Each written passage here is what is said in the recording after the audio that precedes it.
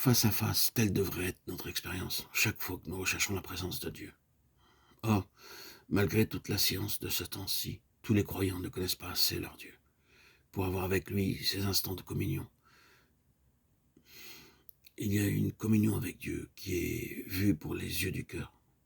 Et cependant, par comparaison avec la plénitude de vision encore à venir, nous ne voyons qu'imparfaitement.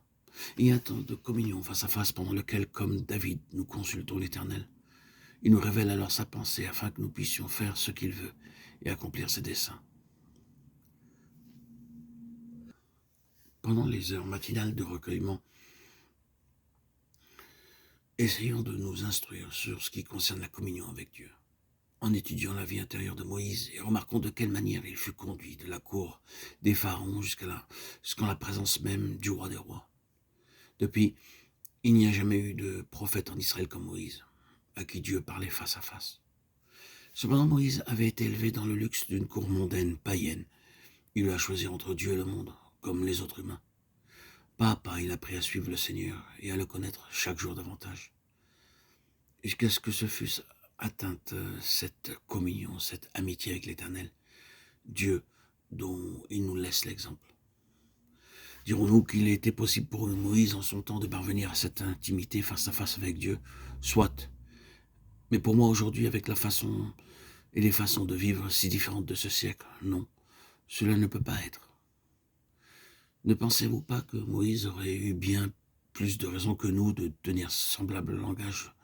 Tout était contre lui à cette cour égyptienne. Il aurait pu dire lui aussi, la vie patriarcale, celle des tantes, celle d'Abraham autrefois, était bien faite pour favoriser la communion avec Dieu. Mais l'Égypte, le monde au sein duquel je dois vivre, tout cela s'oppose à la vie de communion avec l'Éternel Dieu. Il est écrit dans l'Épître aux Hébreux que Moïse fut un serviteur fidèle sur toute la maison de Dieu, dont Christ est le Fils et l'héritier. Or, unis au Fils, nous avons la place d'enfant. Enfant, donc héritier, héritier de Dieu, co-héritier avec Christ. De sorte que cette communion face à face avec Dieu nous appartient par droit de nouvelle naissance. Si seulement nous sommes déterminés à connaître l'Éternel, le Saint-Esprit nous conduira de foi en foi, de gloire en gloire, jusqu'à ce que nous ayons avec Dieu une communion plus intime que celle du maître à serviteur, celle de père à fils. Cette communion face à face implique ceci. N'importe où, à n'importe quel moment, nous pouvons parler à celui qui est invisible, entendre sa voix en nos cœurs à cause de l'aspiration de sang sur le propitiatoire. Quand nous approchons de lui, disons « Je cherche ta face, Seigneur », et sa face brillera sur nous. Nous marcherons continuellement à sa lumière, nous lui parlerons, nous verrons sa gloire. Montre-moi ta face, l'un des rayons de ton amour. Dès lors, toi seul, tu seras suffisant, mon Dieu. Toute autre lumière s'obscurcit, toute autre gloire s'évanouit. Les choses d'ici-bas s'enfuient.